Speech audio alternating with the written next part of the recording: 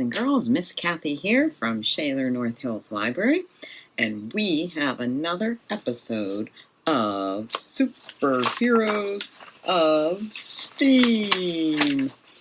Dun dun dun! And today's story is called Who Says Women Can't Be Doctors? The story of Elizabeth Blackwell. So let's see what that is all about. And here is the book we're going to be doing. It is written by Tanya Lee Stone and illustrated by Marjorie Priceam. There's a little picture of Elizabeth Blackwell drawn on the opening page there.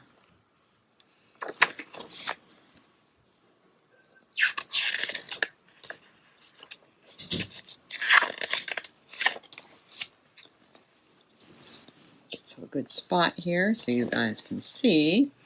Back in the 1830s, there were lots of things girls couldn't be. Girls were only supposed to become wives and mothers, or maybe teachers or seamstresses. Being a doctor was definitely not an option. What do you think changed all that? Or should I say, who?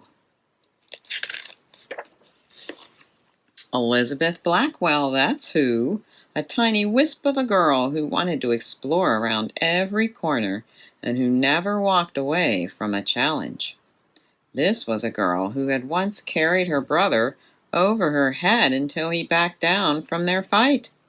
A girl who tried sleeping on the hard floor with no covers just to toughen herself up. Doesn't sound very good, does it? A girl who climbed up on her roof and stretched out as far as possible with a spyglass to see what was happening on the other side of town. Yikes. But she hadn't always wanted to be a doctor. Actually, blood made her queasy. One time her teacher used a bull's eyeball to show students how eyes work. Elizabeth was repulsed. And she hadn't always wanted to help the sick. She had no patience for being sick herself. Whenever she felt ill, she simply went outside for a walk. Once, when she was little, she hid in a closet until she felt better. She hated anyone fussing over her. So why did she become the first woman doctor? Because one person believed she could and told Elizabeth she was just the kind of smart, determined girl who would change the world. That person was Mary Donaldson. When Elizabeth was 24, she went to visit her friend who was very ill. Mary told Elizabeth that she would have much preferred being examined by a woman. She urged Elizabeth to consider becoming a doctor. At first, Elizabeth could not believe her ears.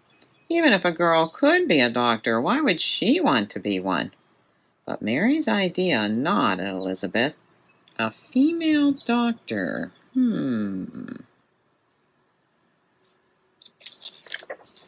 Elizabeth thought about it the second she got up in the morning. She thought about it during sewing circles.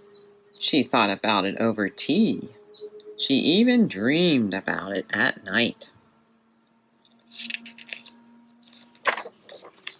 Finally, Elizabeth asked doctors and friends. Some thought it was a good idea, but didn't think there was any way it could be done. Others said it wasn't right. Women are too weak for such hard work. Women aren't smart enough. Ha ha ha ha ha ha ha. Some people actually laughed at her. They thought she was joking.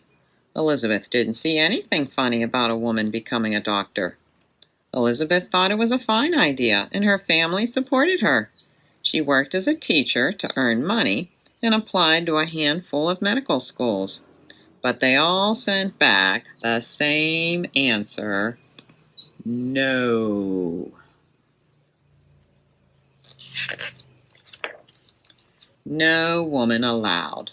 She tried other schools. More letters arrived at her door. Only one by one, the answer was always the same: No, no, no, no, no, no, no, no, no, no, no, no, no. 28 no's in all. In different ways, the letters all said the same thing. Women cannot be doctors. They should not be doctors. But Elizabeth didn't believe in couldn't or shouldn't. She refused to give up. She was as stubborn as a mule. Quite rightly. One day an envelope arrived from a college. She opened it, and everything changed. The answer was yes. Elizabeth packed her bags for Geneva Medical School in upstate New York.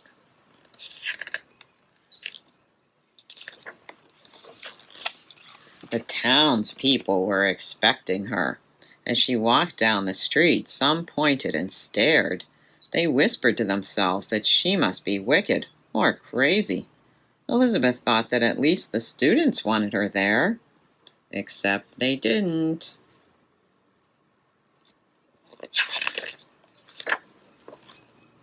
The teachers had let the students vote on whether or not to allow Elizabeth to come, and the boys, figuring the school would never really accept a girl, said yes. They planned to turn the whole thing into a big joke. But the joke was on them.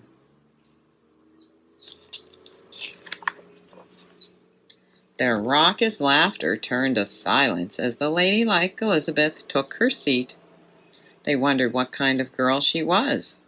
The kind of girl who wouldn't take the bait. Throw a paper ball at her and she just tosses it back. Some thought a girl wouldn't be able to keep up. Except Elizabeth did keep up, often studying past midnight.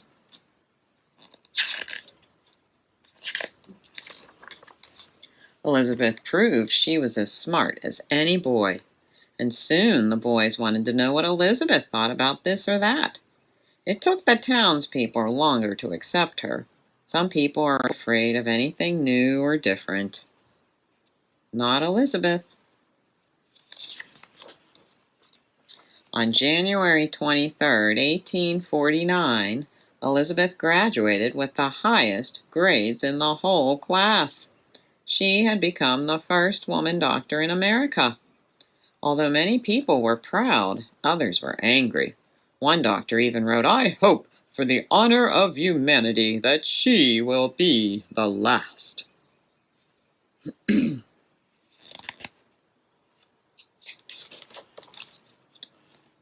But as you know, she certainly was not.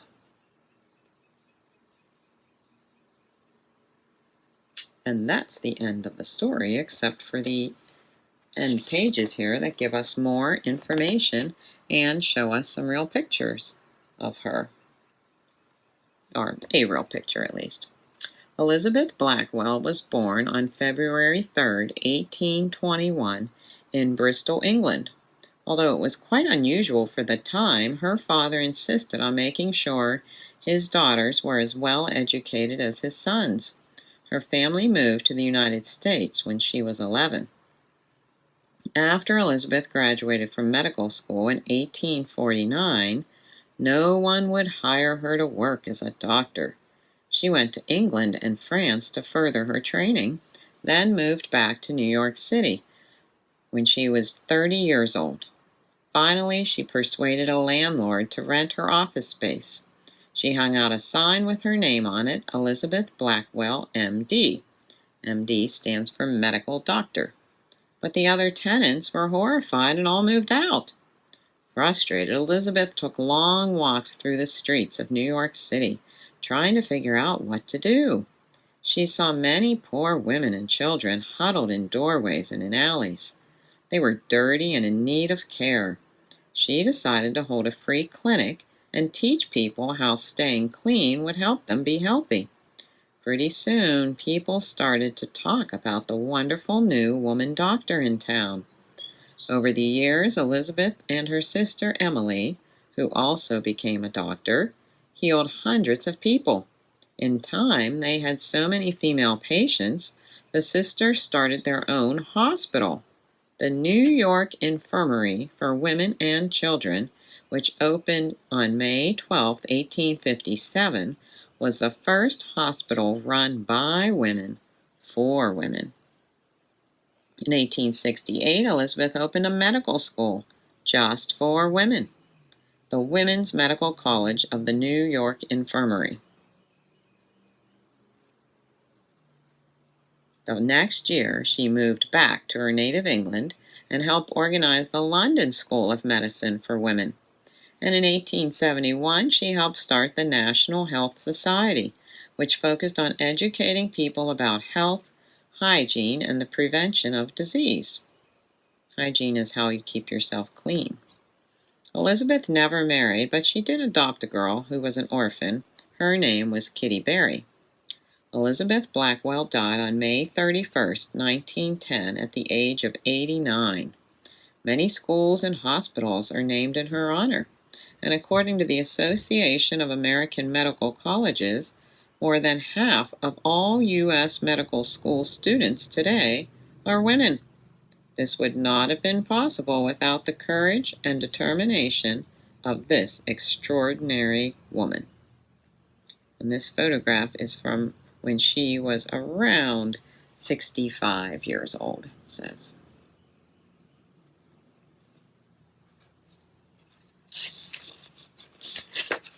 Okay, so there you have it. Who says women can't be doctors? Now we have lots of women doctors, don't we? Okay.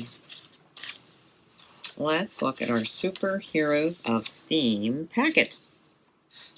We have, first up, there was a great website from the U.S. National Library of Medicine that tells about her, but also features a bunch of photographs. Like I've said before, I always like to see real photographs of these people from history because there weren't a lot of pictures around back then. So, that's a good site to go to. At the History for Kids site, you can take a short quiz at the end. And be careful, though. The answers are given underneath the question. So if you really want to be surprised, then you should probably have someone ask you the questions so that you don't see the answers each time. There's a short, interesting video about her at that YouTube site. And then there's a fact sheet you can print out and then cut and paste the squares in the right timeline. And this is the fact sheet about her life. You read through that, and then it has 7 different events because the last one is a picture of her. So you have to cut them out and paste them in the chart that has the different dates. And everything you need to know is on this little short piece that you printed out first. So that's number 4. Then there is a mistake in grammar paragraph.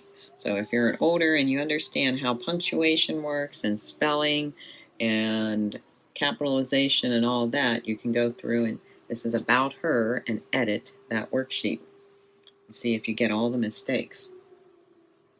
It says there are 10 mistakes in that paragraph. So you can see about doing that. The women's right movement. Now this is not just specifically about her, but it's about famous women from history. We haven't learned about all of them yet, so we might have to look at the answers and make them fit into the puzzle, and then go back and learn about the women. But you do learn when you look at the answers, which I did include, you do learn about some other names that we didn't get to because there are only so many days in a month. And even though we were celebrating March as Women's History Month, and we are doing this now that we are in the month of April, that's okay because there's a ton of wonderful people to learn about.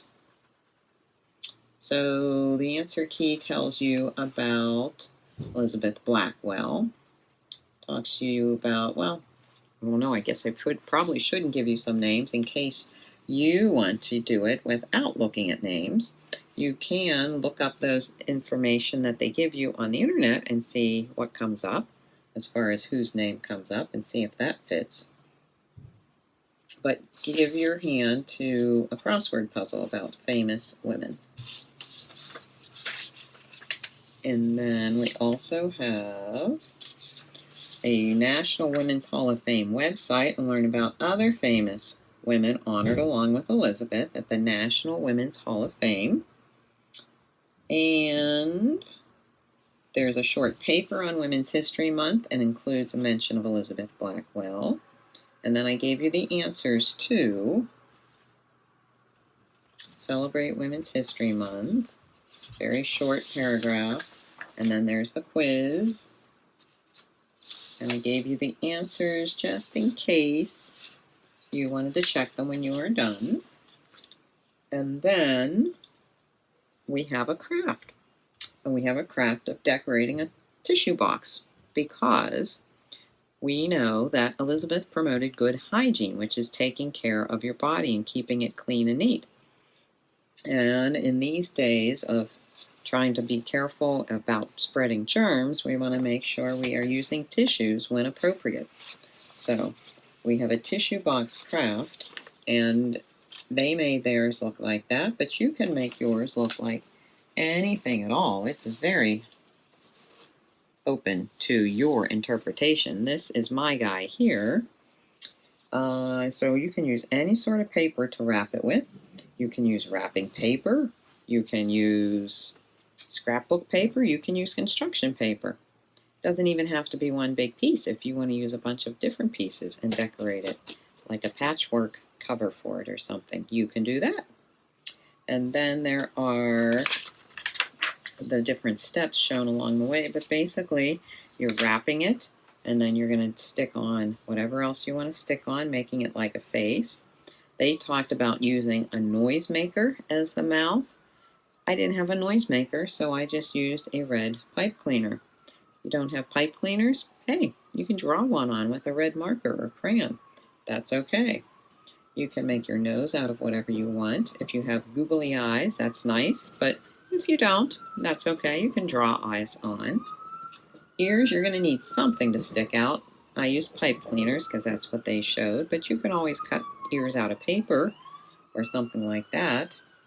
And then I was able to use some crinkly paper to make the hair. They talk about using some cups to give it feet on the bottom. So I did that.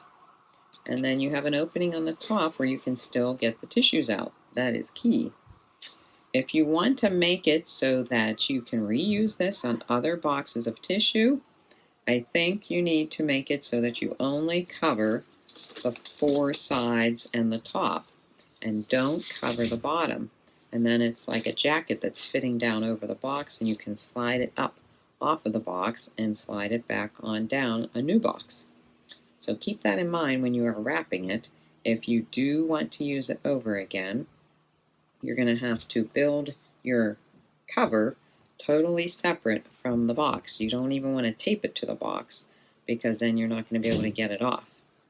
So there you have that last craft. And again, adapt it and make it your own. So hopefully you had some fun activities with those items on our worksheet list, and you learned some wonderful things about not only Elizabeth Blackwell, but about some other women in history from the National Women's Hall of Fame and the Women's History Month and the crossword puzzle that reviews a bunch of other famous female characters with you. So, anytime you go to a doctor and are seen by a woman, remember, who says women can't be doctored?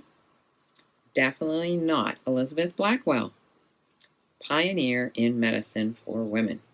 Okay, thanks for watching. This has been Miss Kathy from Shaler North Hills Library. Remember, lots of great biographies about wonderful people, male or female, many different races are available here at Shaler Public Library. Well, not here, because I'm not there right now, but we are open 6 days a week, so just check out our website to see what our hours are. If you're not comfortable coming into the library, we are happy to do book selection for you, and you can pick them up at our pickup window. But if you do want to come in and browse yourself, there's nothing quite like that. So come on in and join us. We are more than happy to see you. Thanks for watching tonight, and see you at the next STEAM episode. Bye.